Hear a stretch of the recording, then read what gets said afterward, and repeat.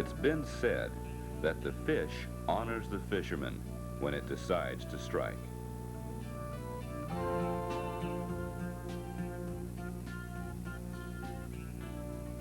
It might also be said that the fisherman honors the fish when he chooses fly fishing over other forms of angling.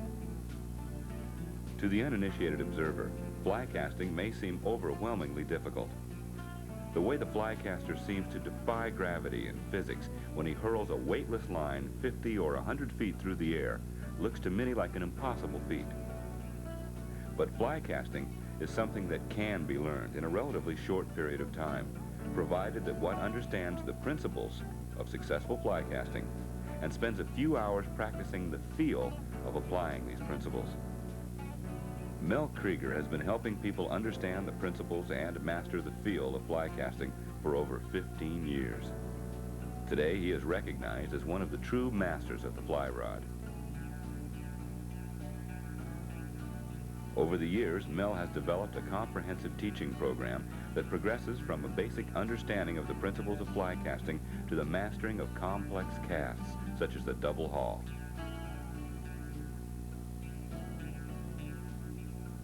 Until now, this teaching method has been available only to those able to participate in the schools which Mel directs. But even then, it's almost impossible to retain the wealth of information packed into these 2- or 3-day intensive programs. Now, with the help of video, Mel is able to share his techniques with you personally in a form that you can refer to again and again as your fly casting stroke progresses.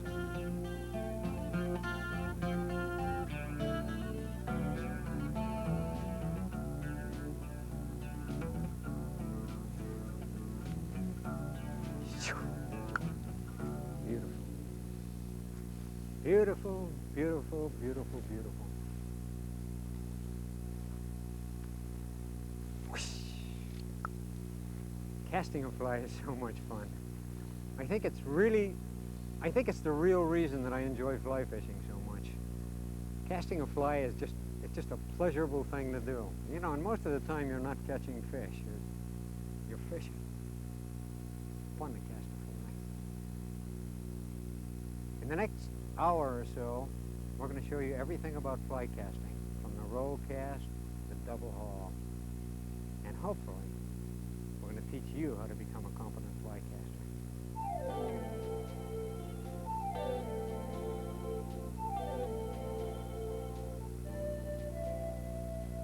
What is this thing called fly casting? How do we really do it and get started in it? And what is the definition of it a little? You know, in spin casting, or in flood casting, what we do is we take a weight. We take a lever that's a rod and we wind up and we hurl the weight through the air. And it pulls a skinny line behind it. And that's how we present a lure or bait or something to the fish. In fly casting, what we do is we take a weighted line. That's what this is, this thick weighted line. And we roll the line back and forth in the air. We roll it this way, and we roll it this way. We cast back and forward, back and forward, and roll that fly out onto the water. And that whole cast, from here to here, we can call that a casting stroke, or a casting arc. This casting arc often changes position and size during our casting and fishing. In fly casting, the back cast and the forward cast should be in a straight line. That means, for example, that a cast that's parallel to the water in front should be parallel to the water in back. In order to get a higher back cast and a lower forward cast, it becomes necessary to tilt the entire casting arc forward. This high back cast may be needed in fishing situations to clear obstacles behind you. And sometimes we tilt the casting arc backward to get a higher forward cast. This cast might be used to get the best trajectory for a good distance cast. Good fly casting also requires a variation in the angle or the size of the casting arc. A narrow casting arc is needed for short cast and minimal rod bend, while longer cast and more rod bend require a wider arc. Don't limit yourself to the old-fashioned 12 o'clock to 2 o'clock or 11 o'clock to 1 o'clock or whatever. variable casting stroke is the basis of modern fly casting. In casting, we really have to keep control of that arc. And I can do that with a firm wrist by casting like this. If my wrist loosens up a little bit and I start casting like this, you can see what happens to the arc. We lose it. Now that doesn't mean that you can't cast well by flopping your wrist around. There are some great casters that cast like that. But I think in order to learn, by keeping a firm wrist, you'll keep control of that arc and you'll cast better. There's another very important reason for keeping a firm wrist, and that's the transfer of power from your arm and body into this fly rod. If you were a piece of machinery and transmitting power from your body to the fly rod and had a loose connection here, you couldn't do a very good job. It wouldn't be a very efficient transfer of energy. You can do this as hard as you can and get a reasonable amount of line speed. But if you want to do it most efficiently, I'd really like you to try to almost lock your wrist and cast with your forearm in this manner. Don't let it flop around like this. Keep it firm and force the rod to bend. Force it to load. Loading the rod is simply bending the rod as we're applying power to throw the line. It's a little bit like a bow and arrow. We force a bend into the rod by keeping a firm wrist and sling the line out. That's what fly casting is. Now let's take a look at how we hold the rod. Let's go right into form and fly casting. There are all kinds of wonderful grips. And I'm going to show you a grip here that I think is the finest possible grip for a variety of reasons.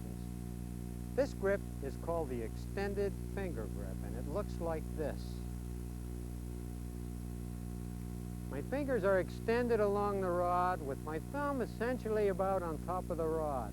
It's about like this. I'd like you to take a pencil in your hand or a rod butt right now and try holding it like this. It's a little bit like holding a screwdriver. It's a little bit like the forehand in tennis. It's almost identical to the right hand in golf, with that extended forefinger and the thumb out in this position. And I want you to practice with it a little bit. This forefinger should be just about opposite your thumb, like this.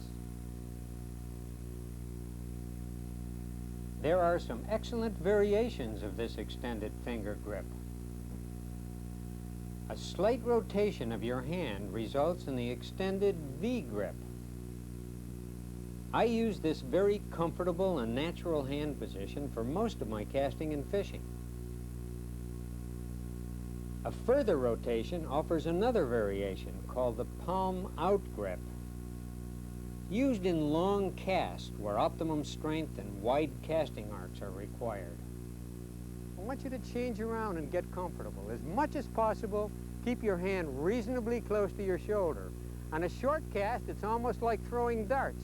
It's this motion. Put your hand up right now. Let's do it in pantomime together. Put your hand up and cast like this. It's almost like throwing darts. It's like hitting something with a hammer. Right in here, a short cast like this. As you get a little longer, move your hand out a little bit. And the optimum cast, you can throw that baseball now. Rear back, and you can make an optimum throwing position like this. I know all of this sounds hugely complicated to you people, especially those of you who are just beginning. Please don't be overwhelmed by it, though. As you actually begin to cast, it's all going to come into place for you. It's a simple concept. It's a little bit like taking short steps when you walk slowly and taking long steps when you walk faster. It's all going to come into place for you, I promise. For the moment, let me sum this up for you. Simply hold the rod with the extended finger grip. Keep your hands somewhat in front of you and try to be graceful. I'd like you to spend a good amount of time practicing good form without the rod, just like this.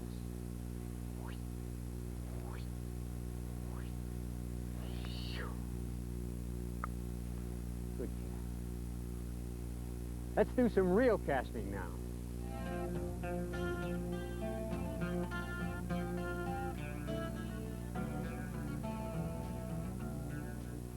The roll cast is the only method of fly casting that doesn't require a back cast. It's used to present a fly when there are obstacles behind you, like trees or rocks. or even a strong tailwind that might prevent a normal backcast. It's also used to reposition the line prior to a pickup. That might be roll casting a slack line into a straight position on the water, or roll casting a sunken line to the surface before picking it up, or even changing the direction of the line on the water. In addition to its many uses in actual fishing situations, the roll cast is the best cast to begin the development of a good fly casting stroke. Although it appears to be different than other casts, the feel of the casting stroke is quite similar and can be learned without the complexities of an aerialized line. Let's begin by working out 25 or 30 feet of line. Hook the line against the rod handle with the middle finger of your casting hand. Now lift the rod slowly, sliding the line in the water toward you. Raise your hand high. Tilt the rod slightly away from you so that the line can fall freely behind the rod. Now pull the rod down and over, aiming the cast slightly to the left of the line in the water, and the line should roll out in an oval-shaped loop and present the fly. The roll cast.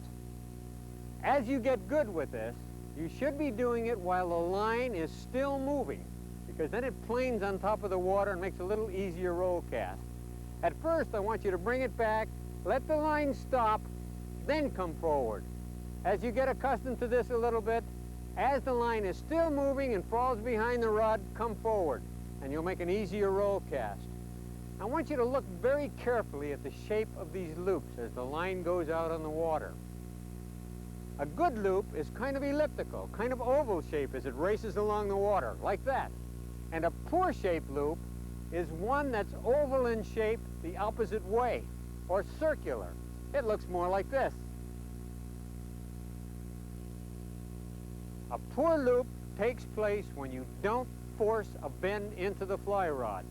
This is a muscular kind of cast. This is the kind of cast where you have to force the rod to bend. If we don't get a bend in the rod and just try to use the rod as some large lever like this, you're going to get a poor loop and it's not going to drive out on the water. Also, if you apply power too early in the stroke, you're going to be throwing the line up instead of out. And it looks like this. It frequently is caused by cocking your wrist to get more power like this. You're going to throw the line power there and come forward. A poor loop. What you must do is get all the power in front, like this. Pow!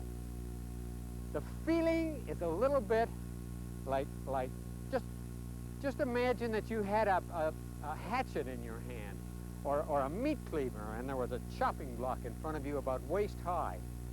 Your hand should come down and chop that right into the chopping block, right there, just like this. I want you to do it right now.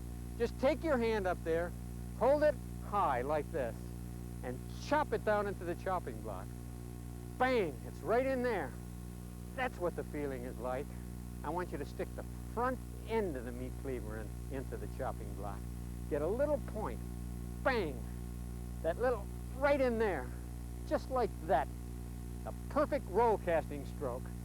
And that application of power, which we're going to talk about a little bit later, that application of power is true in all forms of fly casting. Now I'd like to show you an interesting thing about the roll cast.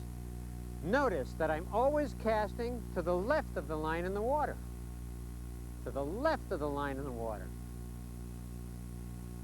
In order to cast to the right of the line in the water, I can't bring the line back like this. Look what happens. It won't work. The only way that you can cast to the right of the line in the water is by bringing the line back over your left shoulder. Watch how that works. I must bring the line back over my left shoulder. Now I can cast to the right of the line in the water. Right shoulder cast. Left shoulder cast.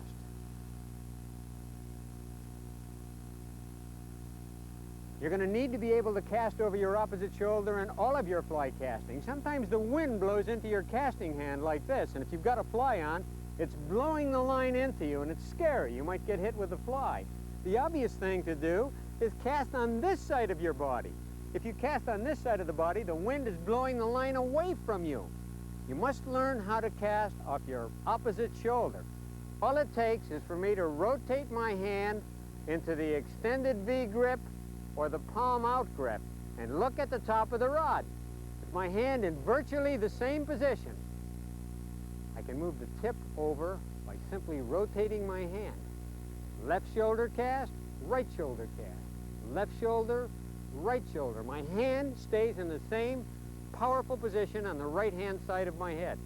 Now that looks a little bit easier than it is. I really want you to practice that. That's going to be an important part of your casting and fishing experience.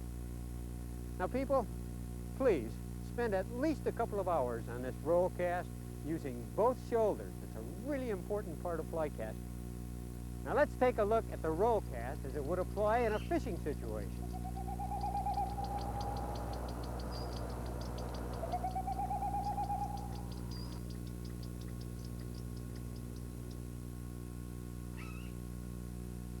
Here we are in the Rainbow River in Florida. Great black bass water. The problem here is that most of the good black bass are in heavy cover. And it's going to be a perfect place to show you how we work the roll cast. This is a perfect place for it.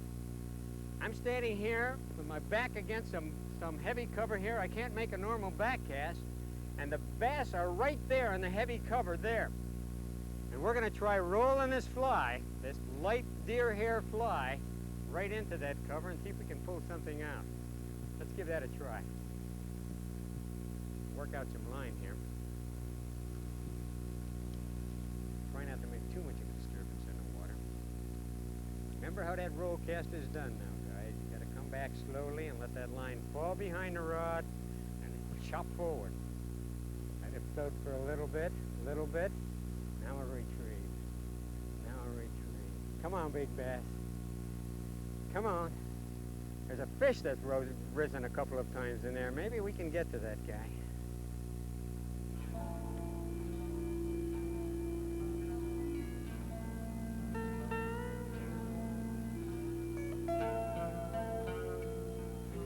Sometimes I like to vibrate the tip when I retrieve like this. That's it. Make that bug do nice things. Hey, there's a fish.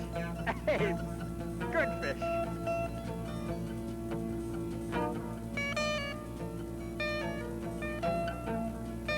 Come on, big guy.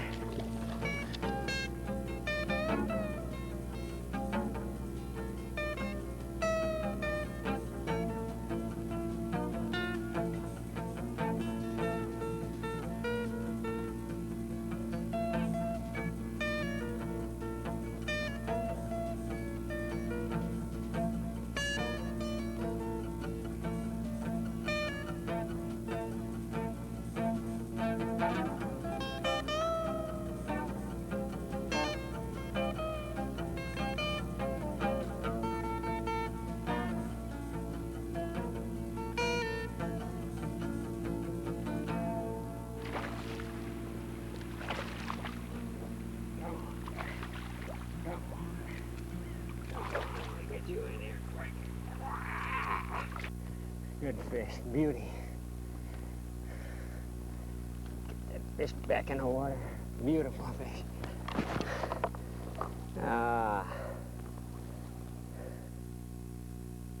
That's one of my favorite kinds of fishing.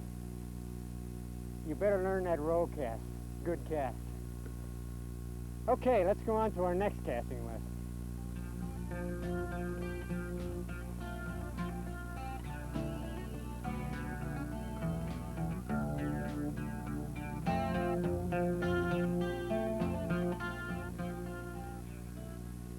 Our next cast now is the pickup and lay down, or the water cast. And just as the name implies, it's a pickup cast behind you and cast in front of you.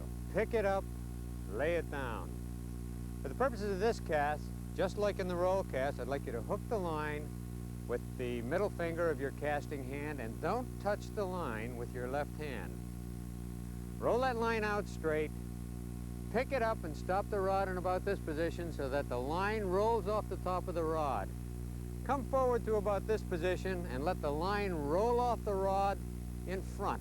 Roll right off the tip of the rod. That's the cast.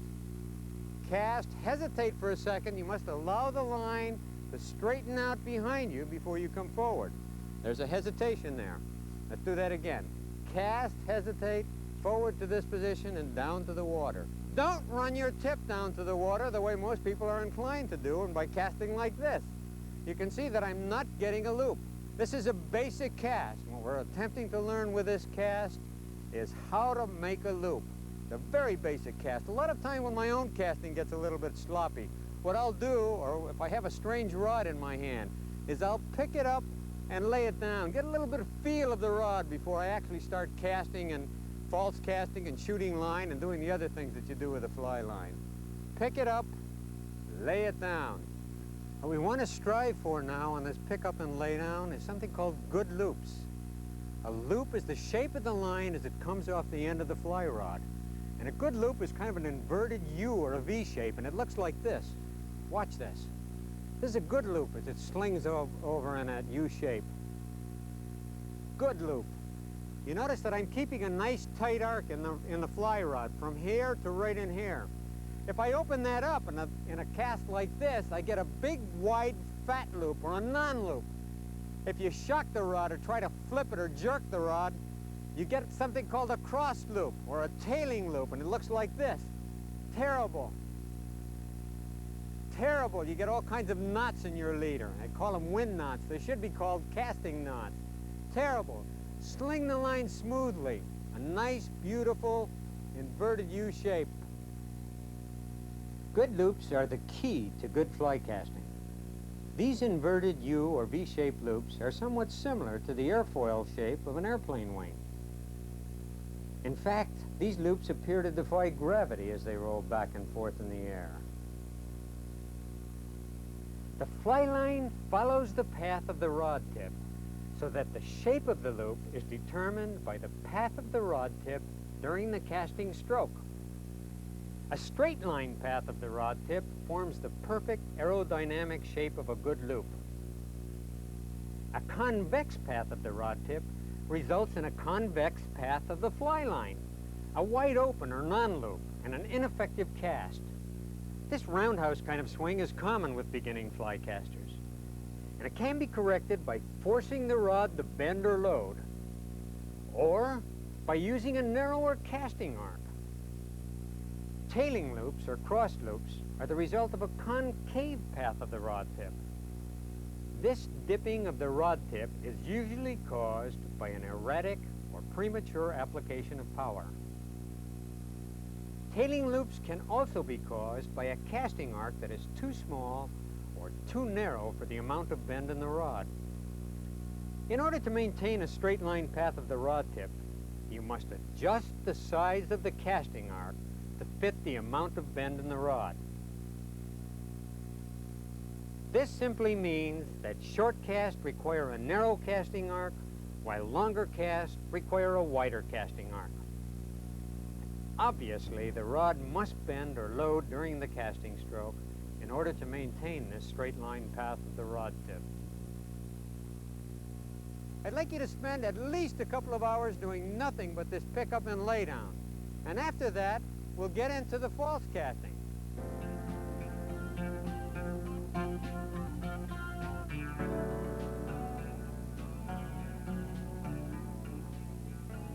The next phase of casting that we should get into is the false cast. After the pick up and lay down, we want to get you into the false cast. And the false cast, just as the name implies, is a cast where you don't let the forward cast hit the water. Kind of cast it back and forth in the air a few times. Let me get out a little line here and I'll show you what the false cast looks like and tell you what we can use it for. Once again in this practice, I'd like you to use only your rod hand and keep your left hand off the line. Let's roll the line out straight, and false casting, instead of a pick up and lay down where you follow the line to the water like that, now we're going to, just as the line straightens out in front, we're going to come back and keep the line in the air. False casting 5 or 6 times, and on the final cast we form the loop and come down to the water with the rod. False casting is used essentially to dry the dry fly. That means when you're dry fly fishing, even though you have floating to keep them on top of the water, all of them pick up a little water. And what you must do in dry fly fishing for trout, for example, is to false cast it in the air, and that fly going back and forth in the air will dry out and then float very well again. The false cast is used not only to dry the dry fly, but to change distance and change direction of the fly line. But the false cast for you people developing a casting stroke is going to even be more significant. It's going to be significant because it's going to give you a real feeling of timing, that feeling of the line going back and forth in the air, and a feeling of really slinging the line, almost better than any other cast. So for the purposes of fishing, we don't want you to false cast all the time because the fish aren't up in the air, they're down in the water. But when you're practicing, I'd like you to practice at least 5 or 6 casts in the air before you present it to the water or the ground, the lawn, wherever you're casting. To hook it here, make 5 or 6 casts, smooth it out, change direction a little bit, open the loop up, tighten it up, get a nice feeling of the timing in the cast, and then make the cast, present to the water. That's the false cast, a wonderful cast.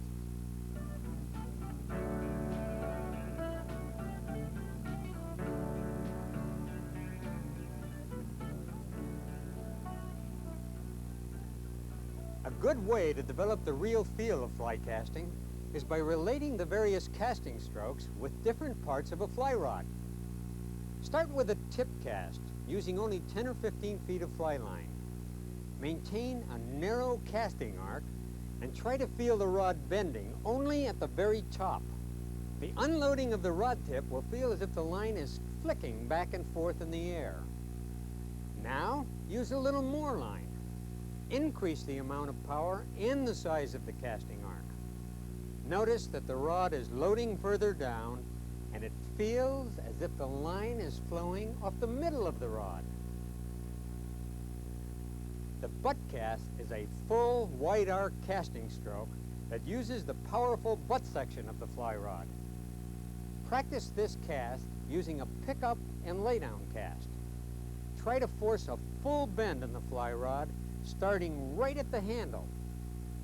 The casting motion for this pickup and laydown butt cast is almost identical to the pulling, pointing, roll casting stroke. After you develop the feel of this cast, try a distance cast by tilting the entire casting stroke backward and aiming your forward cast higher in the air. On all of these casts, try to imagine that you are actually putting a casting loop into the rod itself.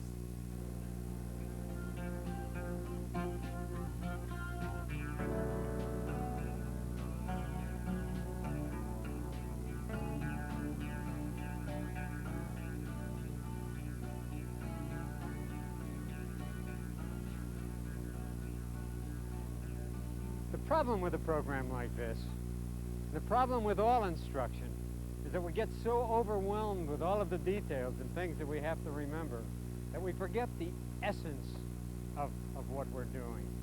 And the essence of fly casting is a very, very simple thing. It's just a feeling of applying power and slinging the line out. But that application of power is kind of a subtle thing. I'm going to try to communicate that to you now, and it's a difficult thing. It's probably different than what you imagine it to be. It's a slinging motion. You know, Paul Young, an American rod builder, described it this way. Imagine a long willow stick with an apple stuck on the end of it. If you wound up and tried to sling that apple through the air and came forward smoothly and accelerated and hit it right out there, you could throw that apple a long ways. But if you come forward too quick, the apple's going to fall off. The feel of loading and slinging a fly line. It's a little bit like bait casting. Some of you people who have a soft shrimp or a bait on the end of a surf rod or a pier rod, you wind up and hurl the bait through the air like that, and the soft bait pulls off the hook and falls down. If you kind of start slow and sling that thing out there, the bait stays with it. That's a little bit of the feel of fly casting. You golfers, when you hit from the top, you're hitting back here instead of getting the power right out in front like you should be doing with a fly rod. It's hitting from the top a little bit. They once said to Sam Snead, What do you think when you make that picture-perfect, beautiful golf swing? He said, I think oily. I want you people to think oily, too. I kind of suspect that Sam would be a good fly caster. Think oily. Sling that line. It's a little bit like a slingshot. You pull it back, it goes... Try to load that rod and sling the line. In some of your practice, I'd like you to forget about the mechanics of the dance. Think only of the rhythm of the music.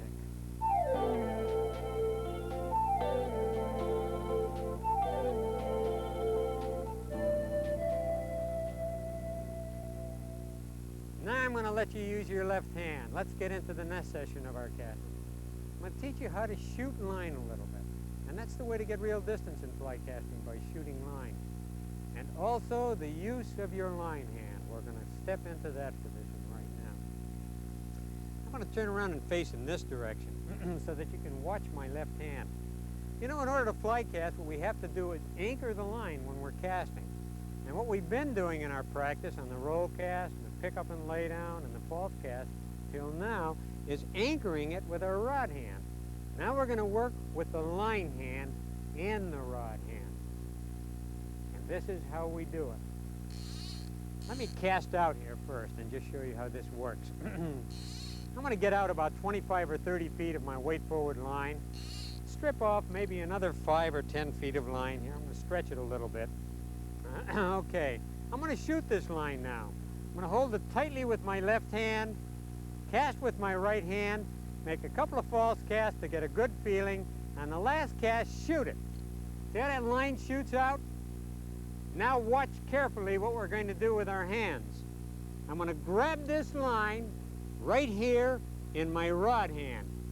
And with my line hand, I'm going to retrieve the line by pulling the line through my rod hand in this manner. This is how you fish. This is how you control a fly line. And you always pull it from behind the rod hand. The reason that we strip it from behind the rod hand like this is because if we reached in front of the rod hand and grabbed the line like this and pulled it back, we lose control. And we try to catch it with that finger, drop it, and reach forward. It's a sure way to get a strike, because you're going to miss it just as sure as anything. What you must always do is strip from behind your rod hand to always keep control on the fly line. Now let's go back to that shooting line again. Get out about 25 or 30 feet of line, have some extra line held over here, roll cast that line out straight. We want to keep our anchor hand comfortably at our side and cast like this, keeping that anchored. Get a few casts until we really get it going good. On the final cast, let go, and the line will shoot out if you form that beautiful loop. What you just got to do is form that loop. Form that loop, and that's going to carry the line out. Don't try to hurl the line out. Just sling that line off the tip of the rod, and it's going to go. Hook it back in your finger like this, strip it back in, and do it again. This is a wonderful exercise for you, both in terms of manipulating the line and anchoring the line like this. One of the dangers of this cast is that you frequently see people in a river casting like this. I don't want you to do that. I want you to keep your line hand comfortably at your side and hold tight with this line hand so that the line is anchored well. One of the things that you must not do is let line slip out here, because you're going to lose control of the line. Hold it tightly, and it's only on the last cast where you cast it out and let it sling that you've got it. I'm going to turn around and cast one right at you so that you get a little bit of a feeling of that. Cast it. I'm going to false cast it around so I can change direction. Now I'm going to cast it right at you. There goes the loop. Cast and let go, and it slings right out. Beautiful. Strip it back. Fish that around. Ah! Strike. Okay. Let's go on to our next little session in fly casting.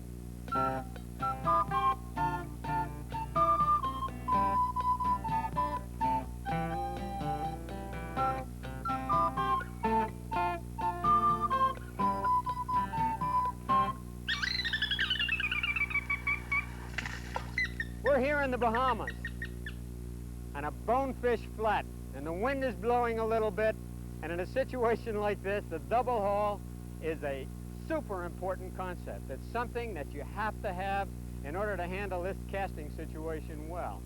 What I'd like you to do is go out today and buy a line, buy a shooting taper, buy it because it's not only a valuable tool in fishing, it's an incredibly valuable and important tool in learning how to fly cast well. Double pull. One of the ways we're going to learn it, you saw me before in the class teaching it to a group of students. What I'd like you to do right now is to stand up. Right now. Do it now. I promise you, in 5 or 10 minutes, I guarantee you, you'll be able to do that double haul. Okay. The double haul, we're going to do it without a rod. I want you to just watch me now. Don't do anything, just watch. I'm going to hold a rod in my right hand. I'm going to hold a line tightly in my left hand. I'm going to have 5 or 6 feet of overhang and drop my right foot back so I can sway and move with it a little bit. And I'm going to do something like down up. I want you to learn something right now. It's a new word. It's called down up. It is not down and it's not up. It's a new word. It's down up. One word and one motion. Your left hand must do this. I want it to bounce when it comes down. I want it to go bang like this. Down up. Do it with your left hand right now. Take your left hand, your line hand, and go down up. Down up. It must never do this. It's got to go down up. This is a crazy little thing, guys. It's like scratching your head and rubbing your stomach or doing some odd thing like that. Something is going to go click in your head, and you're going to have it. And we're going to make that thing go click in just the next few minutes. Right foot back. First, watch me. Rod in the right hand. Line held tightly in the left hand. 5 or 6 feet of overhang. I'm going to go down up. Hold it back here. I want to just take time. I'm going to go forward. Down up. Down up. Cast.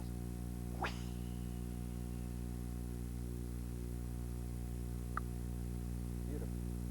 That's all there is to it. And that last cast, you pull and let go. Now everybody get up. Stand right up in front of this screen and look at me. Stick your right hand out. In fact, stick your finger out just like this. Hold the line tightly with your left hand. Don't go any faster than I'm going.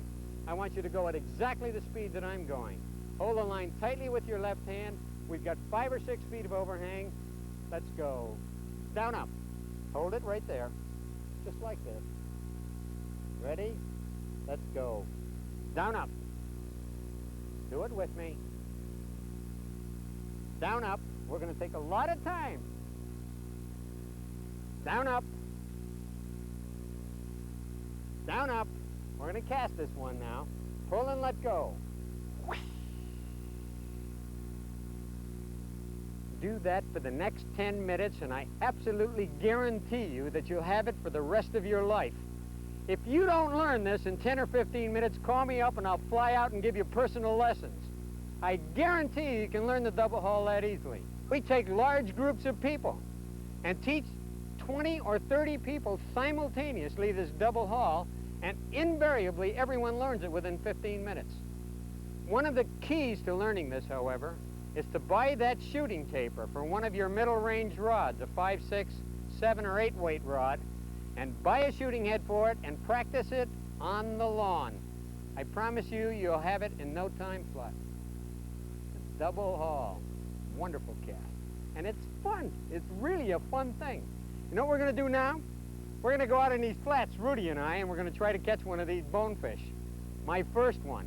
I'm going to take a weight-forward floating line, and we're going to try for one of these elusive bones.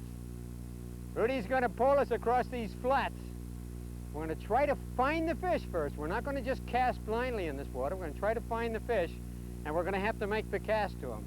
And Rudy has assured me, unless we can get out at least 50 or 60 feet, we're going to spook these fish. These fish are very spooky in this skinny water, this super clear shallow water from 6 inches to 2 feet. So we have to make a 50 or 60 foot cast. I hope it works out. We're going to give it our best shot.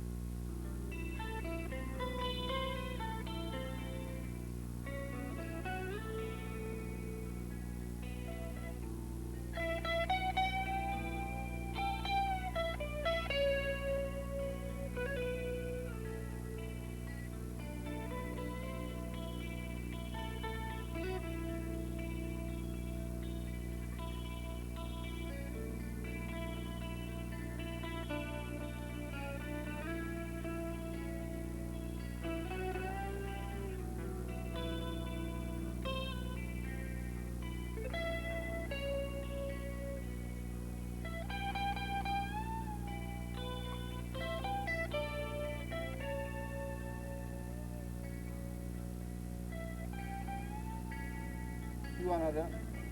You want another? Right there? Right another. Yeah, right another. Okay, I got him. Double pull, this one goes.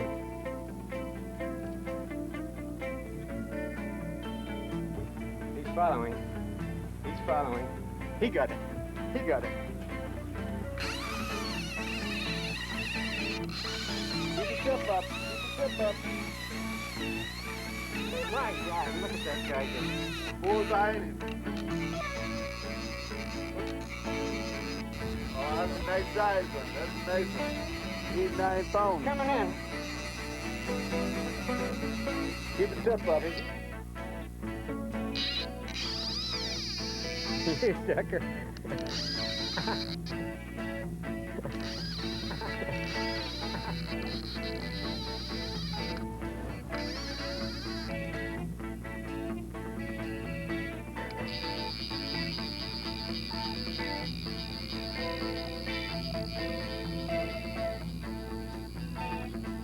Look at that beautiful fish. Look at that You little got jewel. him. Look at that little jewel.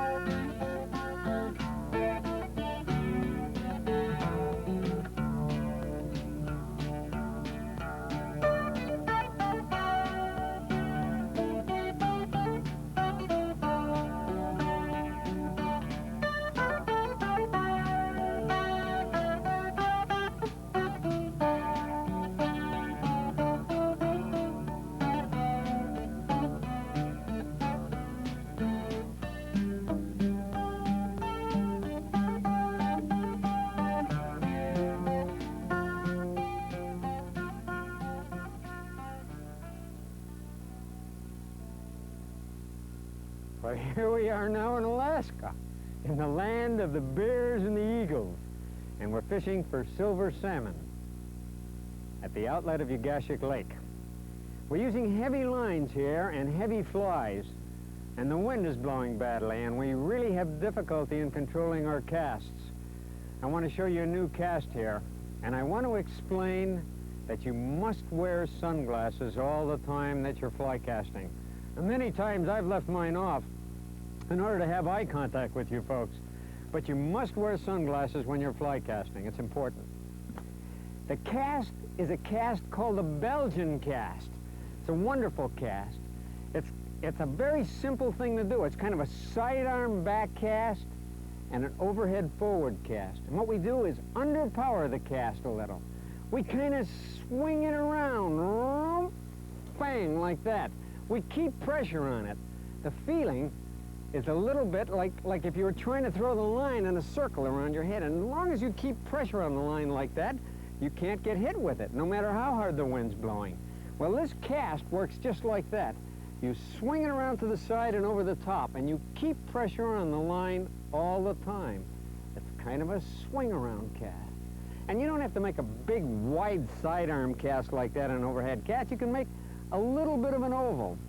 All fly casting should be with a backward cast and the forward cast on a little different plane. And the Belgium cast is just constant pressure like that, and it's an easy thing to do. I want you to try it and practice it. Let's go out and see if we can catch one of those cohos.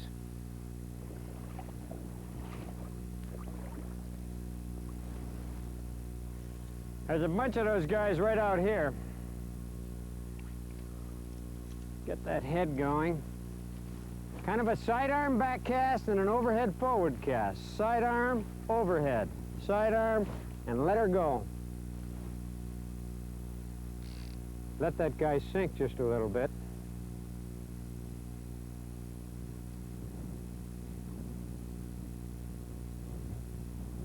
They're there. I saw a bunch of them rolling.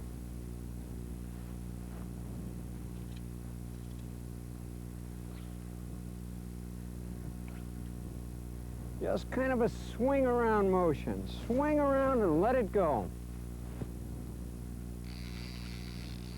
Let that guy sink. Sink, down, down, down. That ought to be about right. Don't, don't. Ah!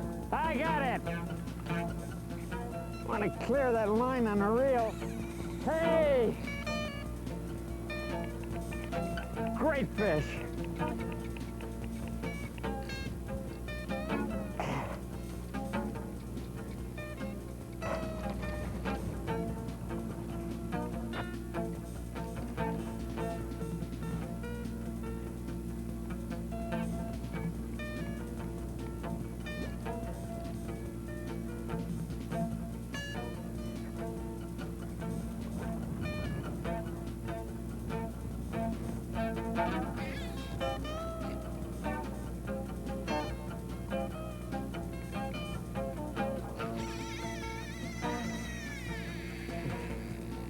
Another run.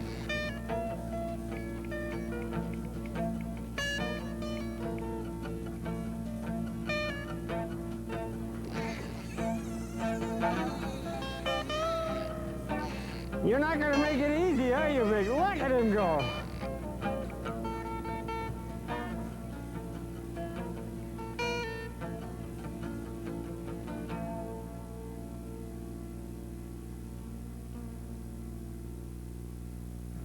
Beautiful fish, beautiful country.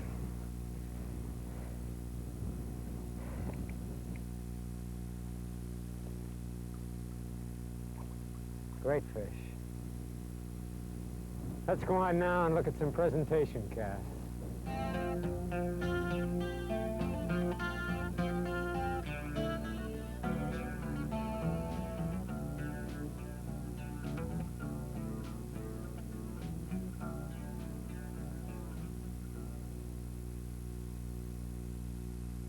We've spent most of our time learning how to cast a fly, learning how to throw those loops, learning to control the line in the air. And that's the most difficult part of casting a fly. Now let's get into the most important part of fly casting, and that's presenting the fly to the fish. Presentation. How do we actually get that fly to the fish? Let's take a look at a few of the casts that we've been working with. The first cast that we'll look at is the one that most of you have been using in the practice, and that's a straight line presentation. That's where we cast a fly straight down to the water like this, and everything is tight to the rod. It's a beautiful accuracy cast. It's a good cast to put immediate control on the fly for an instant retrieve like this in bass fishing and in tarpon fishing and in a wet fly situation. It's the most commonly used cast of all, and it's made by either throwing a cast off the top of the rod or a regular tip cast, following it to the water so that the line is nice and straight. Or it can be done with the butt cast, where we drive the line right straight down like that, the powerful butt cast, where we're handling a wind or very long cast. In trout fishing, however, there are many times when we don't want that straight line cast. What we want in trout fishing is a slack line cast.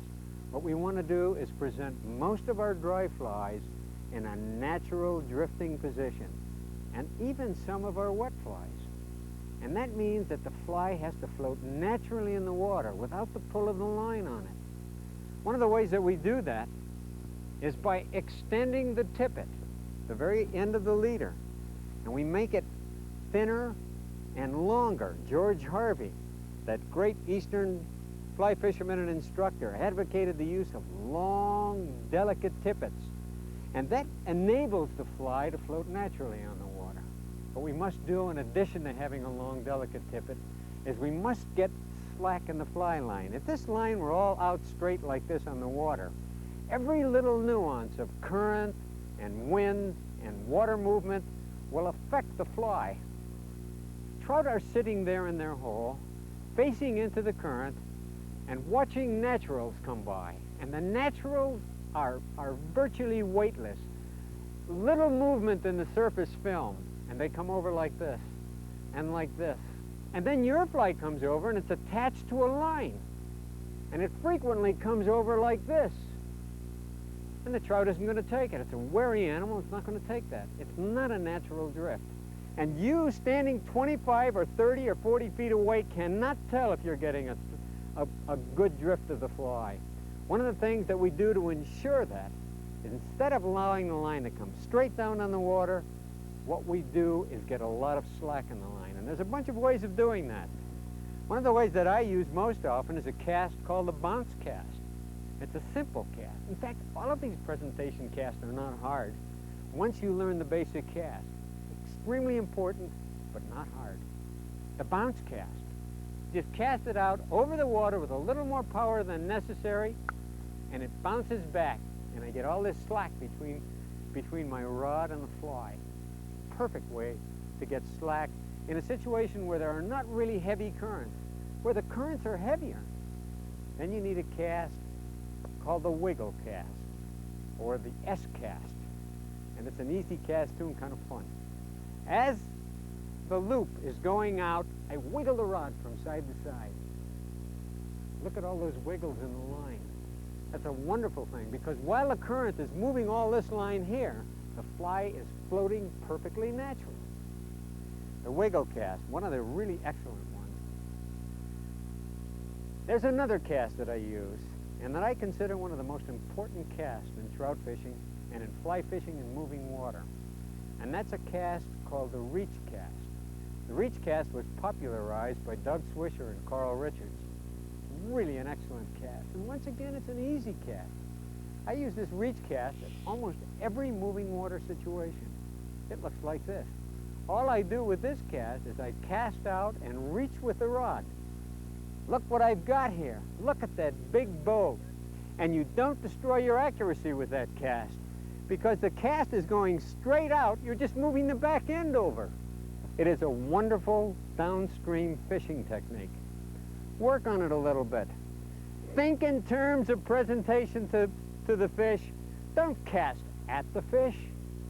Especially in moving water, think in terms of the current taking your fly to the fish. If you see a fish rising in the water, try to cast well above the fish so that the current brings the fly down to where the fish is feeding.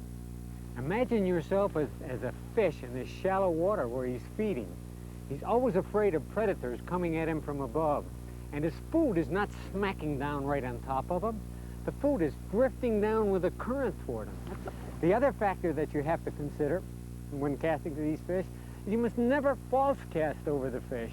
The line going back and forth over the fish is going to frighten them and spook them. Fish are very, very frightened in this shallow water. Look at it from the fish's viewpoint. There he is in the shallow water, and that line is bang, bang, bang over the top of him. You don't want to do that. The fish is over there. False cast here. Measure it here.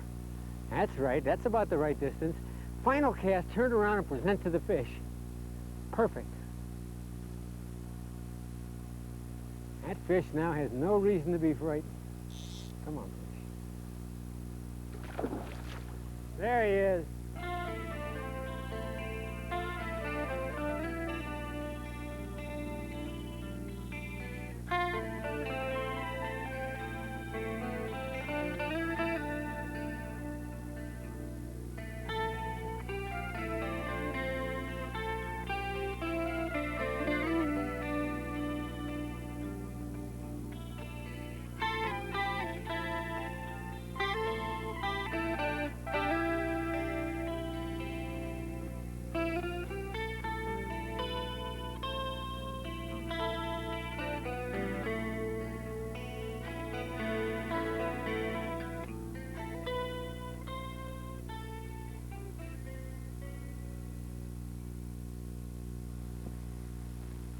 Nice fish. Nice fish. This is Squaw Creek at the Take It Easy Ranch. And this is a catch and release area. I'd like to talk to you about catch and release for just a moment. It's a hard concept to really get across to people who have never experienced it. And I'd like to talk to you about some of the possibilities in catch and release. I usually do 2-day seminars where I conclude the seminar with a movie called The Way of a Trout. In the final scene of A Way of a Trout, the old gentleman takes the fish and puts it back into the water. He lets it go and the music plays and everybody starts clapping when I do something like that. One day a little 11-year-old boy jumped up. He said, "I wouldn't have let that fish go." And I understood what he was saying. Everybody got real quiet for a moment. And I really understood that most of the people that were sitting there and listening, they wouldn't have let that fish go either. I suspect that most of you wouldn't have let that fish go. There's a real argument about killing a fish, I think. Jacques Cousteau said that he thinks that sport fishing is a perversion. And I understand that a little bit. After all, we're doing something that's really natural to man. We're going out and capturing something that's lesser than we. We catch them and we kill them and we eat them, and that's a normal, natural thing for man to do. Releasing them is kind of making a sport out of something that's genuine and real. I guess you could call that a perversion. I think that those of you who are starting into it and you want to catch and kill the fish, I think it's a wonderful thing. I think you should do it. I think that's what hunting is and that's what fishing is. And I don't want you to feel guilty about that. I want you to let all the conservation organizations and the magazines and the instructors like myself make you feel guilty about that. But I must also tell you that there's another side of the story. There's a side of the story about rivers that don't have enough fish for all the population that are fishing, so we have to make laws, like this river. There are so many people fishing on this river that if we kept all the fish we caught, there wouldn't be anything left for us to fish in. I think we have to make laws so that we release the fish. But even more importantly, I think there's a philosophic concept in releasing fish that I'd like you to consider. I know that it's not logical to catch one of these animals and then put them back in the water again. I know that it's almost an unreasonable thing. But I think it might be a noble thing that man does. I think it might be like religion. It might be some concept that man has that's more than what he is. He satisfies his hunting need, puts the fish back in the water, and feels good about it. I can only tell you how I personally feel. I started releasing fish because of peer pressure, because of rules that were made in some of the rivers I fished. And that's how I started to do it. And it was painful at first. But I want to tell you something. I prefer releasing fish now. It makes me feel good. I can't really tell you the reasons it makes me feel good.